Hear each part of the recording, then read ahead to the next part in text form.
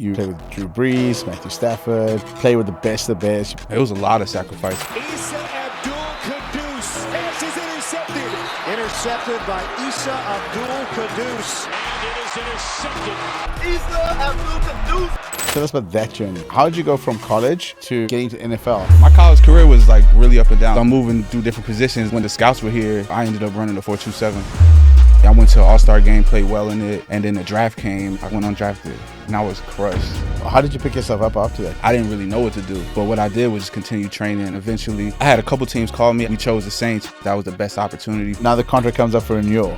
They cut me in the playoffs. I get a call from my agent and said, the Detroit Lions picked you up. We started off horribly. After they switched up the whole starting lineup, I was ranked #1 safety in the league. The whole offseason back and forth with the Lions of trying to offer me the same thing I played for last year. My agent called me and said, yeah, we're finalizing the deal with the Dolphins, 3 years, 12.75. Crazy. How did that go? We play in Buffalo, and whoever wins this game goes to the playoffs. I got to do whatever it takes to try to prevent a touchdown. My teammate ends up hitting me. I ended up going fully paralyzed. So Isa, welcome to the studio. Man, thank you. It's a pleasure to be here. It's great to have you. You know, you've had an incredible career. 6-year NFL veteran until your career-ending injury. You play with the best of the best. You play with Drew Brees, Matthew Stafford. I mean, you had quite a run. I'd love to dig into your journey. Oh, yeah, I would love to get into it, honestly. Yeah. Okay, so let's start at the beginning. How did you know football was going to be your thing?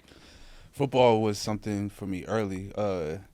In my house, I grew up like I was the only boy, and my father was abusive and ended up leaving. So I kind of felt like the need to be like, I guess, the man of the house in a sense. So I had to like, since I was young, I was like 3, 4, 5 years old, I needed something to like help me be tough. And I remember my mother had a boyfriend. We moved from this town in Elizabeth and from an apartment to a house, and I guess they were dating in between. And when we moved to the house, he tried to move in, and my mother like tried to fight him and keep him out. I remember I came downstairs, I had like a little bat. I'm like 6 years old. And, that was like one of the main memories that made me feel like I needed to like do something that could do something like physical in a sense. So my mother put me in football when I was 7.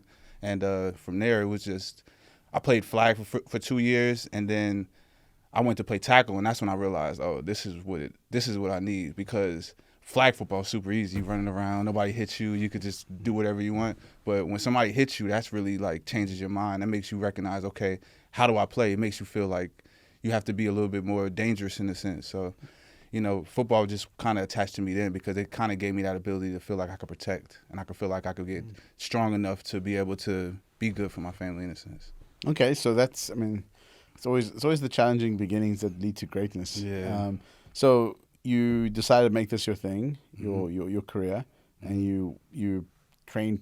I'm guessing you trained all the way through high school really hard. Yeah. What is it like for you? Getting like when you go to college, right? So you have to really work your butt off to get into college. Yeah. What was that journey like? Just the high school portion of it. Like how much? Like what sacrifice did you have to put into it? It was a lot of sacrifice. One, it was mainly just the weight room. Like in high school, the talent is kind of still a big disparity. It doesn't really matter as much with the scheme you're doing. It's really like how good you are, how physically fit you are, how athletic you are in a sense. So weight room was heavy. And how many hours a day were you training? Like 2-3 hours, going super hard. We had a great weight program at our school, but I also went home and I worked out because I wanted to play linebacker, and I was always super skinny. Like I wasn't much bigger than I am now, and I needed to be like 230 to play linebacker. So I was always in the weight room hitting the weights, but I never ended up gaining much weight, but it still gave me the ability to be athletic and play different positions. So how did you know you want to be a safety? Was that just by default? Yeah, it was pretty much, that was the last position I could play. I came into Fordham as a linebacker, so I played middle linebacker my freshman year. I ended up hurting my shoulder, and I was already one of the fastest guys on the team already. Okay. So they just moved me to safety, and that was just the beginning of my career in the secondary. And what's the difference between a safety and a corner, just for people listening? Safeties are closer to like linebackers. Like to me, I equate it to similar to being like the quarterback on the field, the quarterback on the defense. You kind of set in the coverages, you're setting everybody right to make sure that the play gets ran correctly. You also play a lot in the run game because whenever you have a good run team, they bring a safety in the box to stop them. But you also play a lot in the pass game, so you're involved in everything. You blitz, But a corner, you pretty much focusing on covering. You have one guy, you have one area, you have a couple reads. You know, it's more physically demanding, so we put less on their plate. But safeties, you could be a little bit more cerebral. Hi, this is Vinny. Thank you for being a viewer or subscriber to my channel. And if you are a viewer and not a subscriber, please hit the subscribe button. I love producing content for you guys, and I really, really appreciate all the feedback and the comments that you post. I want to hear from you about which guests you want to see on my show, and more importantly, which questions you want to ask them. I'm going to try my best to get them on just for you. Thanks so much, and now back to the show. Okay, so you get into Fordham. Now you are trying to make it in the big league. So tell us about that journey. How did you go from college to getting to NFL? And I know it wasn't a straight line like people think, right? It's not as like, hey, he graduated college, you're going to the NFL. That's exactly what didn't happen to you. Yeah, not even close. Yeah, so my college career was like really up and down. So my freshman year I played linebacker. My sophomore year I played safety. My junior year I played corner, and then my senior year I played safety again. But we had a quarterback that was really good since he was a year ahead of me, so he was a sophomore. John Skelton. He ended up getting drafted to the Arizona Cardinals for a bit. So he would have the scouts coming around, and as I'm moving through different positions, I'm not as consistent on the field in a sense. But since the scouts were here, my junior year was John Skelton's senior year, and the scouts came for his pro day. And this same day, we ended up running 40s and working out and maxing out and stuff. So I ended up running a 40 for the scouts, and I blew them away with my time. What was your time? 4.27. Yeah. Pretty good. It was moving, yeah. And then we ended up doing a Wonder Look test. I scored pretty high on a Wonder Look test, so that really put me on the map because I was a smart, fast guy. And in NFL, they think they can always work with guys that are fast and smart. So I went through my senior year, and I had agents calling me and talking to me and trying to, sign me or whatever. I ended up going with this agency called Sports Stars because one of the agents been in the game for like 40 years. So is this like Jerry Maguire? Pretty much. Like these guys, they're basically pitching you for your business. A whole bunch of agencies. Yeah. Like, show me the money. Exactly. And but a lot of times I was getting a lot of guys that were like looking for their first clients. Yeah. They weren't like big time. They weren't really had their foot in the door. So you're kind of doing them more of a favor than they'll be doing for you because they don't really have the relationships. So I signed with the people I signed with because they had the relationships. Yeah. So, but also this year, after my senior year, the NFL went into the lockout. So the collective bargaining agreement couldn't be agreed upon between the players and the owners and stuff. So when the offseason was coming, we were missing out on off-season programming because as long as the lockout's going on, you can't bring your team together in a sense. So after college, I signed with my agent, and then I went to train. And I trained for 3 months at this place called Parisi's. And one of the best things that it did, it really helped my mental. Like the weight room program wasn't necessarily like revolutionary for me. It was more so how he downloaded us every single day. So we would sit on the turf before we start working out, and he'll just tell us stories about great athletes, people that overcame through for 20, 30 minutes before we started training. And that's when I started realizing that it's not really the physical part that really makes you make it. It's about the mental. Yeah, So mental. So that was super huge for me. I went to an all-star game, played well in it, and then the draft came, and a lot hung on the draft because they ended the draft. I mean, they ended the lockout just for the draft, and then as soon as the lockout was over, as soon as the draft was over, the lockout went right back on. So a lot was hanging on me getting drafted because if you got drafted, you got your playbook. But if you didn't get drafted, you didn't get your playbook until after the draft was over. So what happened? I got went undrafted, and I was crushed. It was terrible. I was crying. It was like. So did you just not? I mean, so the draft basically it's 32 picks per round. How many rounds are there? 7. So 7 rounds. So the 7th round comes up. How are you feeling? Yeah, I'm nervous. My heart's beating out my chest. And you've spoken to coaches and other teams. They're calling me. I had the Rams call me. Then they were like, yeah, I think we're going to try to get you with a pick. We have 2 picks. And we're definitely going to get you with one of these. So I'm like happy. I'm excited. Mm-hmm. So they go, 1 pick goes by, and he calls me, don't worry about it. We're going to get you. We're going to get you. Then I ain't He's calling you during the draft? Calling me during the draft. Yeah. It's one of the assistant coaches. It wasn't like the head coach. But why do they do that and then not draft you? I guess they just, I don't know. I really don't know. It crushed me, though. It made it much worse for me because I feel like I was like right there, But he didn't call me again. Then the draft pick came, and then they drafted somebody else. And after that, I was tore up. I was crying. How many players didn't get drafted? Probably 600, 7. Yeah, it's Okay, a lot of so guys. this is a big bunch of guys that didn't get through there. Yeah, it's a lot of guys. Yeah. So, And then, so how did you pick yourself up after that? Because like it's really easy to say, "Oh, screw it, I'm done." Yeah. And go, go find a job, go do something else. that was a tough part because I was a senior. Yeah. I was just graduating that May. The draft ended maybe April 30th. I graduated like May 15th, and that was the scariest part for me, honestly. Like I didn't really know what to do, but what I did was just continue training. I kind of. How did you pay through college? Was it fully paid? Yeah, I had a scholarship. Your scholarship through. At Fordham, we had need-based scholarships, so Okay. you had to like come from like I guess a little bit of a struggle to be able to get a full But scholarship. they covered it. So you had no student debt finishing up. No, I didn't have any. No. Oh, that was great. Yeah, Okay. so But you still get a job. Make some Yeah, money, that right? was So- that was the thing I was most like scared about because I kind of wanted to dedicate to this, but I started remembering the training I had once I was going into the NFL and started really caring about the mental more than anything. And so I was training, and I read the book Outliers, just that talked Malcolm about Gladwell. 10,000 hours. Yeah, 10,000 so hours. it just gave me that mindset to okay, this isn't about what I can do physically. It's about how much I really want it, how much work I'm going to put into it. So, I just kept training, keeping my head down. And then eventually by July 27th, I think it was, the lockout ended. And then I had teams start calling me to sign me. So this was in 2011? 11, yep. Okay. Mhm. So you kept training. You didn't focus on getting a job. You just Yeah. trained. Okay. So then the season starts. Yeah. And you were a walk on. Yep. How did that come about? Did you just go pick a team to go train with, or? Well, I had a couple teams call me. I had the Rams call me again, and then I had the Saints, and then I had maybe one more team that called me.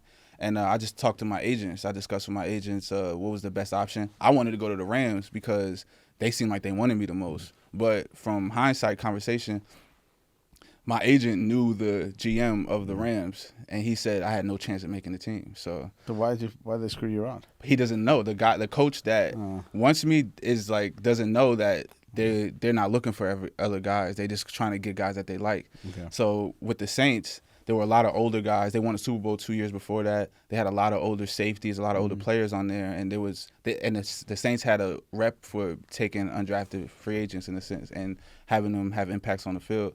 So we chose the Saints because that was the best opportunity for me to make the team and actually go out and play in a sense.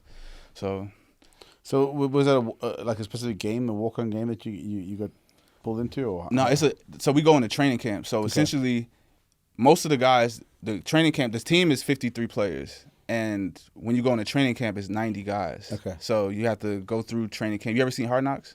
I don't think so. Okay, it's a show on HBO that kind of just like talks about the training camp.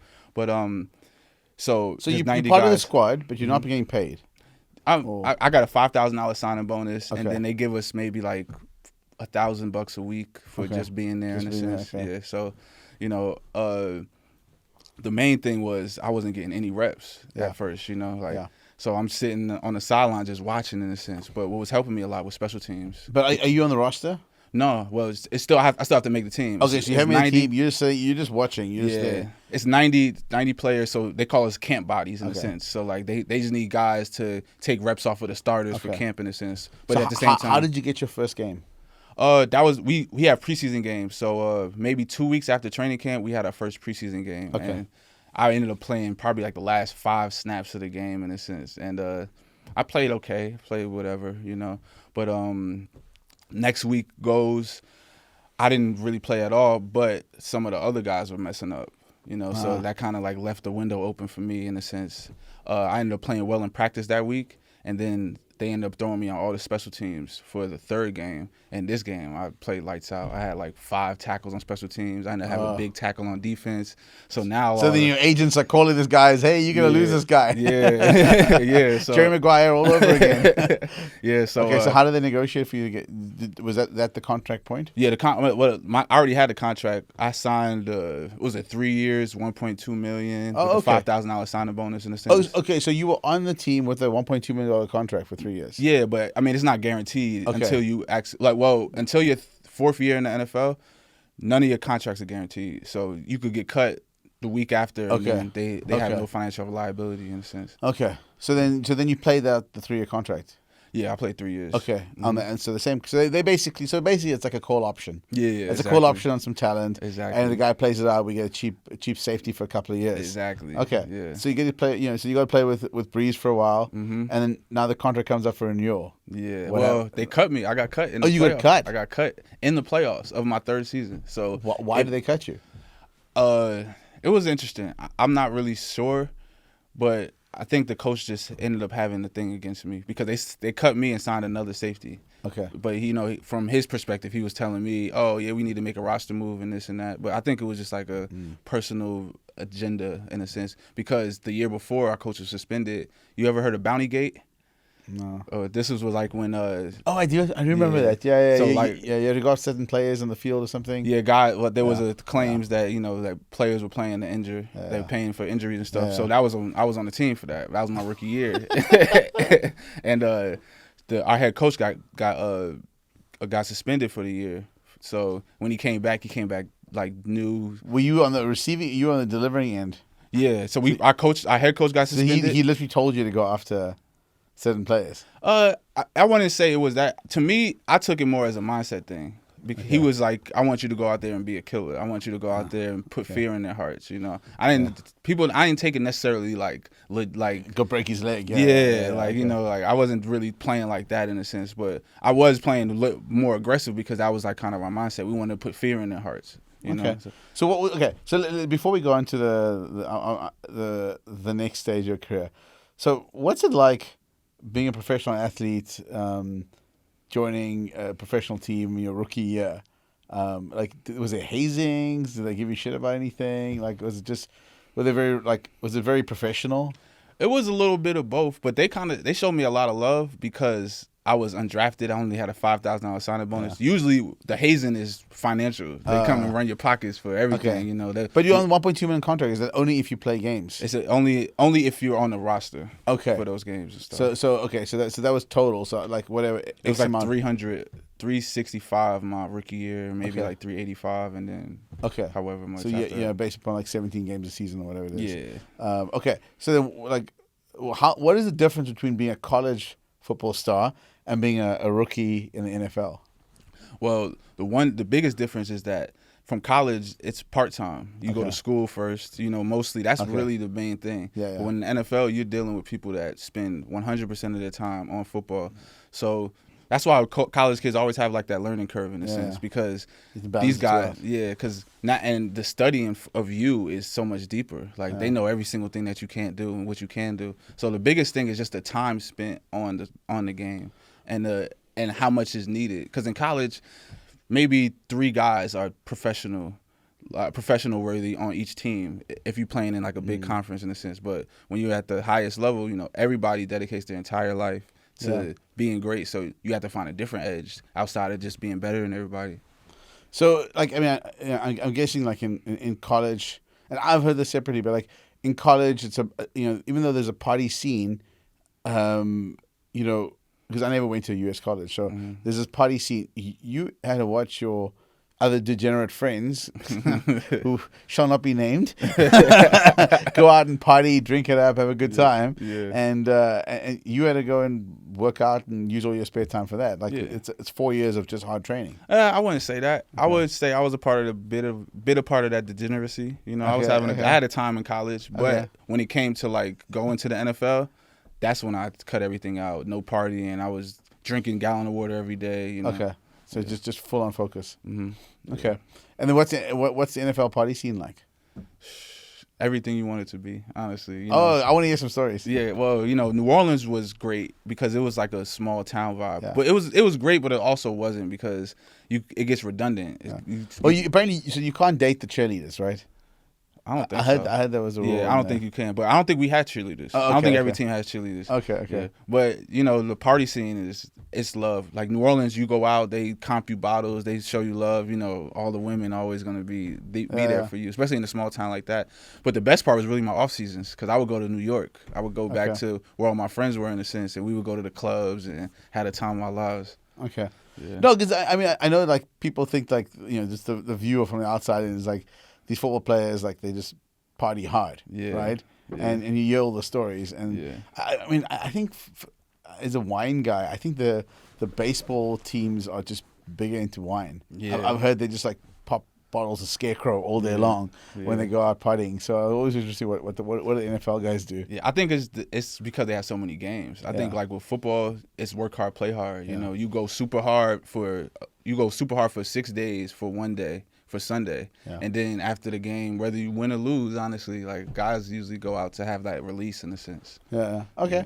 Yeah. Okay. Cool. So you transitioned from being a college player, you know, pretty seriously, into the football world, where I mean, it's still, you know, you have an off season, which is great. And now your contract's coming up for renewal. This looks like end of 2000. Oh, you got cut. Yeah, 2000. So you got cut now, and now you got to find a new team. Yeah. What's that process like with the agents? Like, what's the inside Jerry Maguire story? Yeah. So what was weird about me getting cut? I got cut during the playoffs. So during the playoffs, waivers doesn't work the same. Yeah. So waivers, it gets 24 hours for every team to have an opportunity to claim you, and then after that, you're actually a free agent. Okay. But with the playoffs, waivers didn't end until after the Super Bowl. So for the whole time, I got cut maybe like January 3rd. And then the Super Bowl was probably like February 5th or something like that. Yeah. So the whole time I'm just in limbo because my agent doesn't know. This is like kind of unprecedented territory. Nobody really knew. I remember the 49ers wanted to sign me like during the playoffs. They wanted to bring me onto the team in a sense, but you know it couldn't work out like that because of how things were. But once the Super Bowl ended, the following day, I get a call from my agent and said, "Yeah, the Detroit Lions picked you up." I'm like, "What?"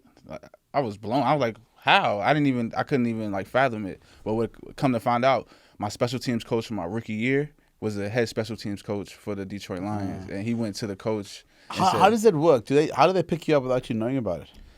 It's waivers. So waivers. So the remainder of your contract's on how does it work? Essentially, yeah. Okay. Which I didn't have any contract. That's what was weird about it. So waivers essentially every single team. It's like the draft. Every team has a chance to pick you up, and if nobody, it's like fantasy football, right? Yeah, exactly. Yeah. So you're on waivers, and so you had this contract. How did I want to jump into the renewal. Like, how did you get to negotiate the big money? Yeah. Well, I'll go with the first Lions contract. So I ended up getting $50,000 signing bonus because of my skills on special teams. They assumed I'll just come in and run down on kickoffs in a sense. But that year I ended up going from like the last safety on the roster to starting the first couple games. So I ended up playing really well. We ended up going to the playoffs, being successful in the playoffs. And then that following offseason, I was to get paid, not a big contract, but a good contract for a safety that wasn't necessarily starting yet. So I got like 1 year, $1.5 million. The guy ahead of me was like 1 year, $1.8 million in a sense.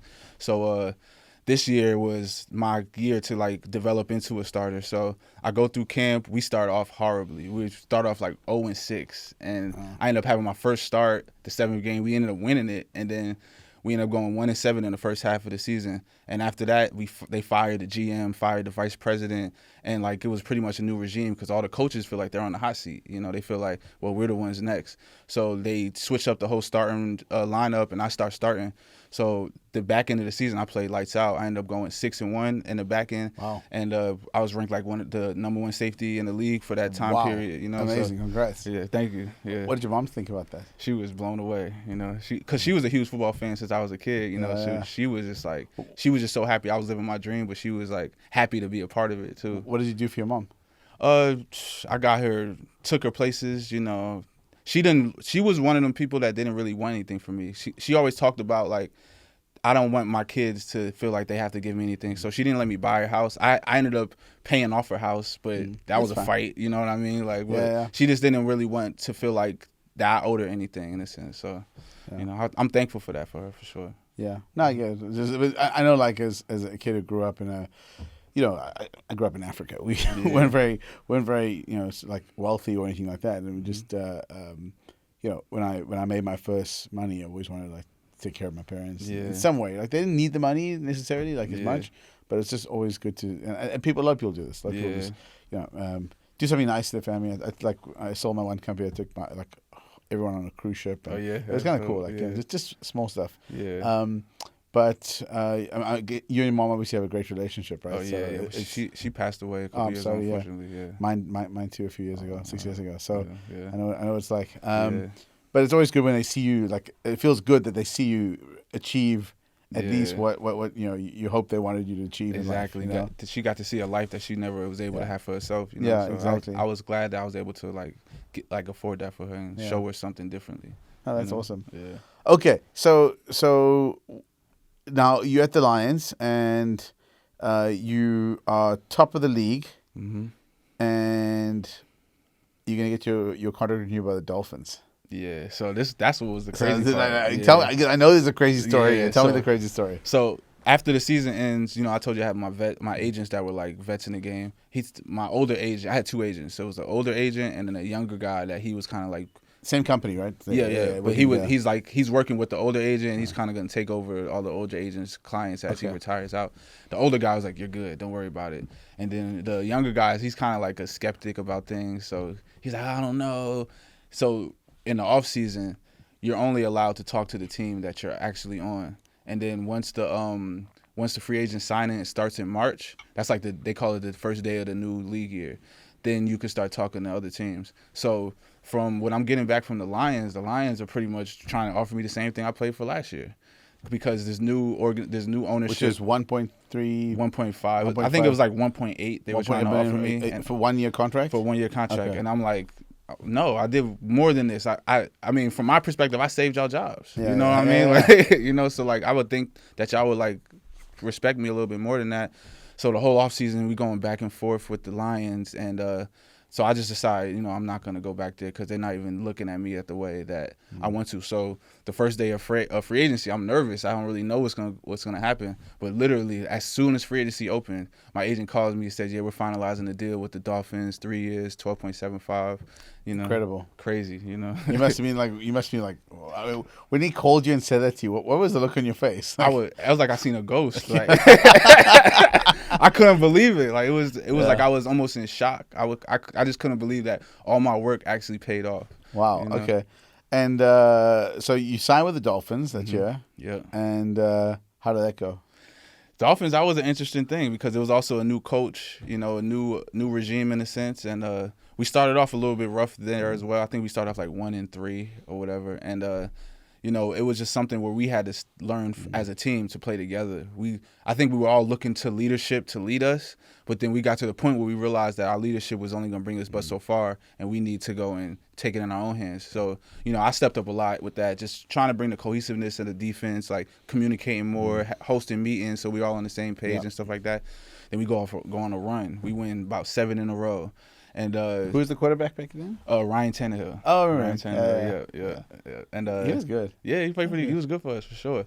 We ran off 7 in a row. We went on a West Coast tour. We did great. We lost one, then we won another one, and then we play in Buffalo. And whoever wins this game goes to the playoffs.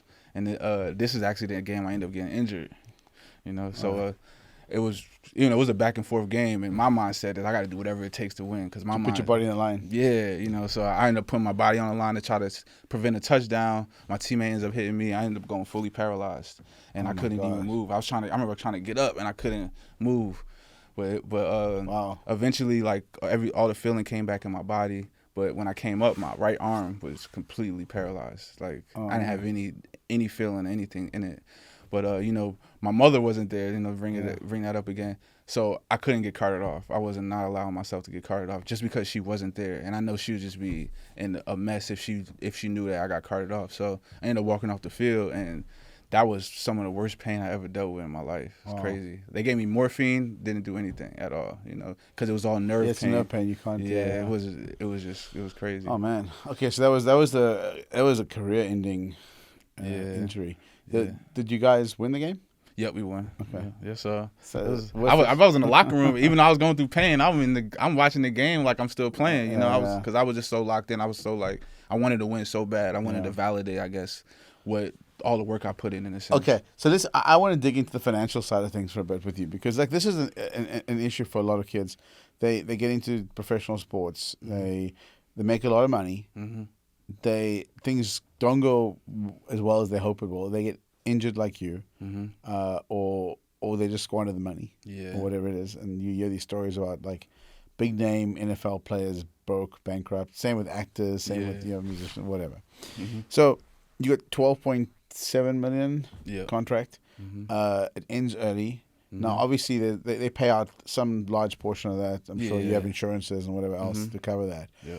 What do you think about next? Like, how do you think about, the fact that you're 26, 27? 27. 27 years old at that point in time, and now you have to make this money, presumably last for the rest of your life, and invest in a way that keeps you in good stead, so that whatever come what may, you're not going to be a bankrupt, broke, ex-football star. Yeah. So one of my main goal was to go to the NFL. But I also, once I got in the NFL, I needed new goals. So I also wanted to make sure that I was a starter, but I also left financially stable in a sense.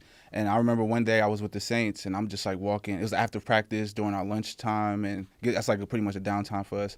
And I was walking in the hallway, and my coach called me. My assistant coach, Joe Vitt, called me into the room. He's like, "Yeah, let me teach y'all something about fucking money." And he tells me, like, you get $4 million and you put it in the market that makes 5%, you could have 200,000 every year. And if you fuck off 200,000, then you're a dickhead. That's literally what he said to us, So it kind of gave me a benchmark in my mind to say, okay, if I have a nest egg, then I can make sure that it pays me. So when I got that contract, when I signed with the Dolphins, that was when I ended up being able to have that nest egg and be able to set my budget in a sense, So I ended up getting a financial advisor to help me learn how to make this stretch and make sure that I don't just squander away my money in a sense. So, I don't get me wrong, I still had my fun, and I still had a time and bought dumb things and did everything I wanted to. But at the same time, I kept that in my mind that I need to keep my nest egg to make sure it's paying me eventually. So that's what really helped me out a lot. What's the dumbest thing you've bought?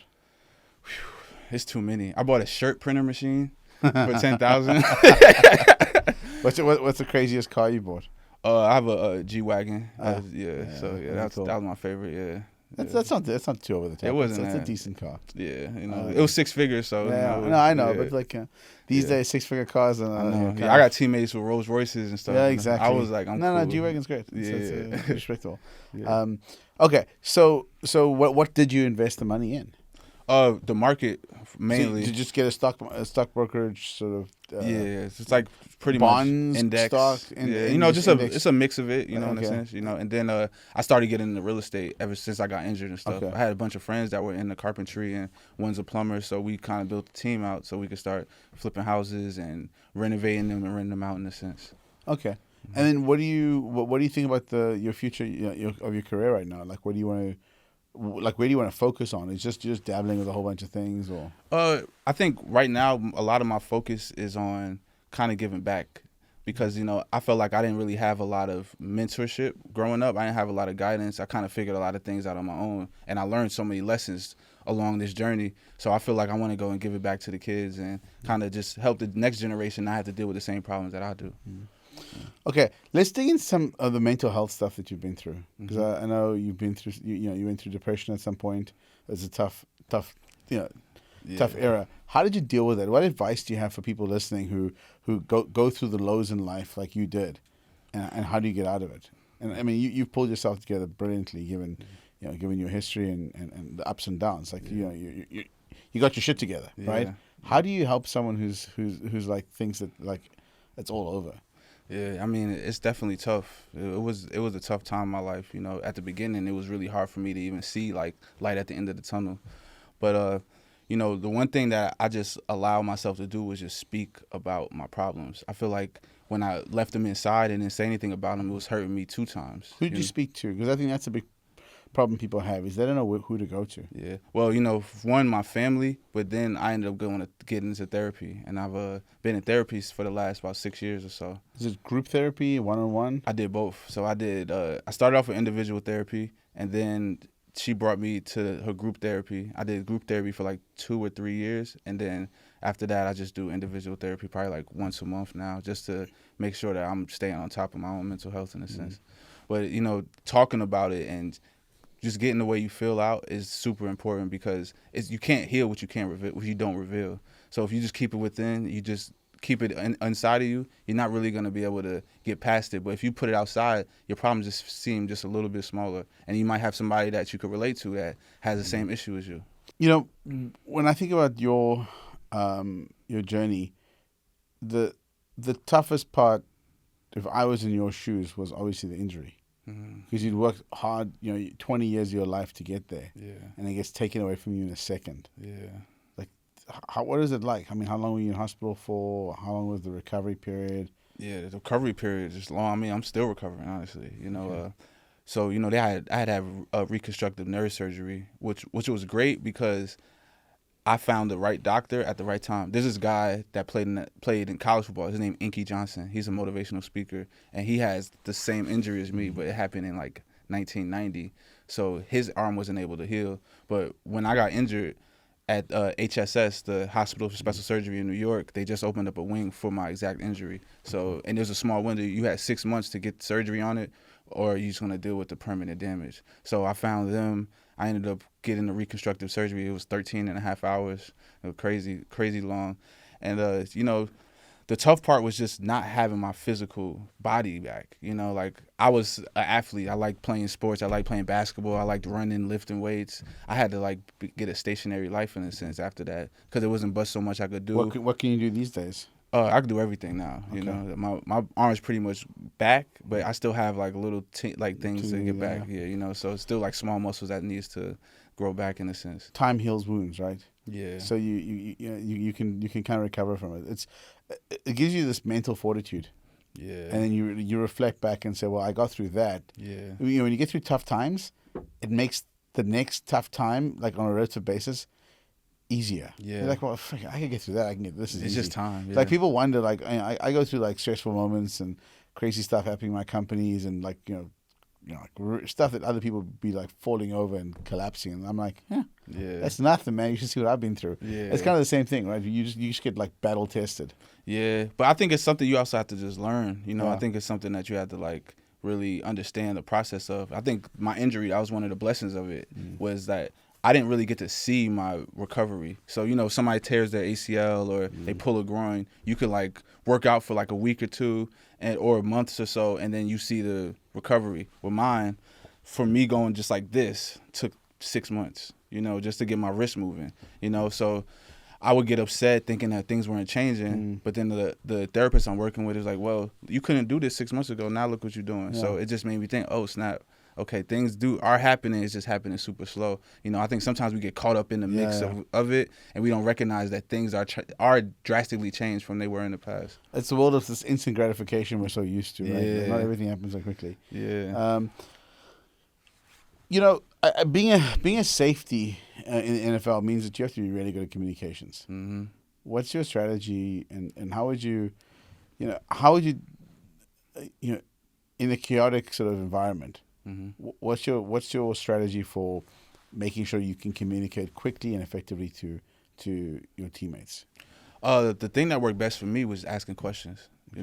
I wasn't really one to tell you what to do. I want to hear your perspective because I want to find our meeting ground in a sense. So when our coach gives us a play call, when I get the play call, I'm like, hey, what you got on this? And I know what he has on it, but I want to make sure he knows what he has on this so we could both be on the same page. So I'll just ask questions like, oh, yeah, I got this. And I'll be like, okay, make sure on this play you get this guy going. And they're like, okay, cool. So the main thing is just, I guess, respecting everybody that's around you and communicating in a way where you get their thought process opposed to you telling them what to do. So that's what really helped me out a lot. That actually helped me make the team when I was with the Saints. That's great. What advice would you have for people who are thinking about going into professional sports? It's a sacrifice and it's a dedication, but it's also a dedication that ends. I think it's beautiful while you're in it, but after it's gone, you really can't use it. So I think you have to go into it level-headed. When I went into it as a kid, my mindset was if I go to the NFL and I become successful, my life's great. I don't have to worry about anything ever again. But in reality, you have a whole life afterwards. So to any kid that thinks that being a professional is the end-all, be-all, it's only just a part of the journey. You'll have that great period of time where you're playing, but once you're done, now you have to go and find something else to be passionate about. And that's the main thing. It's something that you can feel like you put your all into it, because sports and football especially is something that you have to be all the way invested in. You have to really care about it. And once you're done, it's hard to find things to care about again. So I would just make sure that you commit fully, but you also recognize that it will end one day. So you got some philanthropic ambitions, and you're working with kids in your hometown or home state. And I know that you're also interested in sort of food security as well. Yeah. Where does that come from? It was something, one, we dealt with it a lot growing up, and then we also dealt with it in college, which was crazy, and on our team, before we even before the NCAA had to put in a mandate to make sure that every athlete was on a meal plan, in a sense. So, I think it was super important just to make sure At people. College, you didn't have a meal plan? No. It's like, how do they train great players? You don't get great nutrition. We had meal plans during the season, but when the off season, during the summer, when they wanted us out there, we didn't have any meal plans. So how did you, like, what did you do? What did you? We was broke college kids. We'll work out at 6 a.m. and then we probably won't eat till like 3, 4 in the afternoon. Oh wow. Yeah. That's not very healthy. Yeah, but I don't know, because you're trying to put a muscle, Yeah, but we broke like all the records in Fordham at doing the same thing. That's why it was kind of weird. Like, yes, we're not eating, but we're also like succeeding more than. Well, that's any where the other hormones people. kick in. It's like extended fast and stuff, especially at that age. Yeah, your body's it's going to spare muscle and reduce fat and whatever else. I donate money to Kimball Musk's Big Green organization. Basically, what they do is they go out and help schools, inner city schools typically, but schools have gardens, school gardens where the kids can actually get meals across the country. It's actually a very, very, very powerful cause. They're doing a lot of good in the communities and helping people grow their own food. And so if you haven't checked it out, you should. No, I definitely will. I haven't. Yeah. Kimball's been very passionate about that for years. So you've spoken about your mindset around achieving financial wellness and living in this state of abundance, as I think you called it in one of the previous interviews I read that you were in. What are the first steps to get to that for you? I think one of the main things that really helped is just recognizing what do you actually need. I think that oftentimes we kind of like, we'll see, I don't have this car, I don't have this nice thing. But really, all you need is somewhere to sleep, some food, and some clothes, So I feel like abundance comes from just being able to have the bare necessities. And then from there, you'll know that anything else you want is yours, in a sense. Kind of abundance is like the excess of gratitude. Yeah. I think it's important for people to remember what really matters. I think that it's so easy to get caught in thinking that having designer clothes or driving a nice car is what actually matters. But what really matters is just making sure that you have shelter, you have food to eat, you have clothes, And from there, I feel like everybody's abundant. If you could have that, and if you can accept that mindset, you can get whatever you want else in your life, because you have a base where no matter what, if anything goes wrong, you still have a place to sleep, a place to eat, and clothes to wear. Just the basics. Yeah.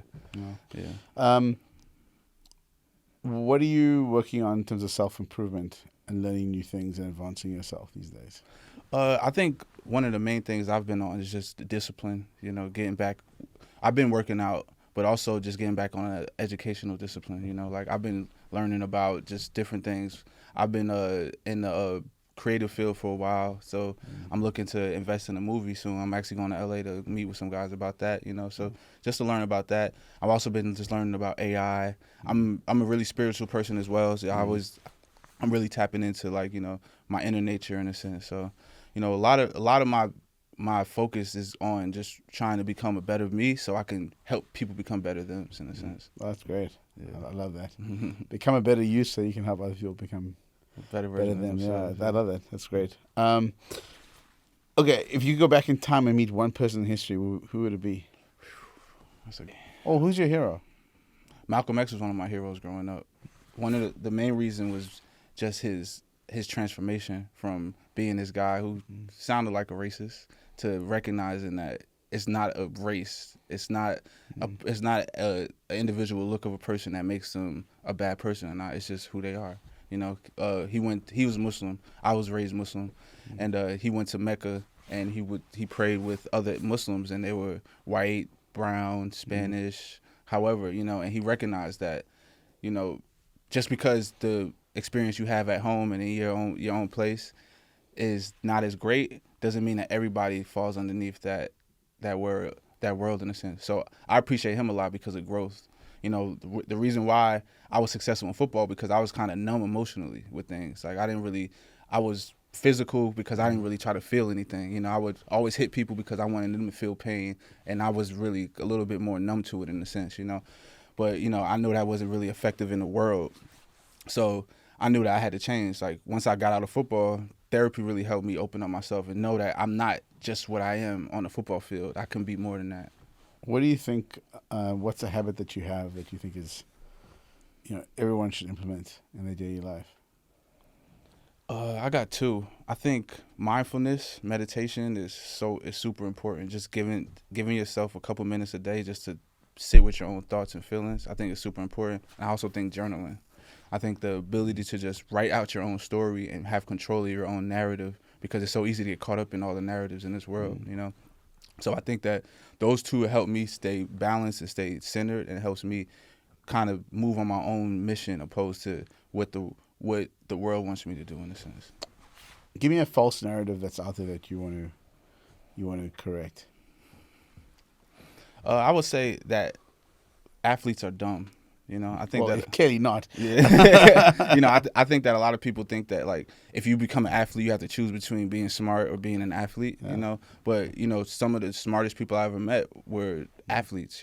And sometimes it doesn't equate to book smart, but it's the ability to do things and pick up on things. Like when I was in the NFL, there's so many guys with instincts. There was this guy named Brent Grimes, and it's like he knew the play before it even happened. When you ask him, like, how'd you do that? He doesn't even know. So like. I think that's one of the big things. That's the other Malcolm Gladwell book, Blink. Yep, yeah. I read all of Malcolm Gladwell's book. Yep. Great author. Yeah. So, like, I noticed that a lot of guys, they just can't really articulate their intelligence or their genius. Yeah, because intelligence relies a lot on verbal articulation. Yeah. So sometimes the people who you get this a lot with autistic kids, right? They don't have the verbal ability to explain what they're thinking, but then they can crunch numbers like nothing else. Yeah. Like they're just super brilliant. Yeah.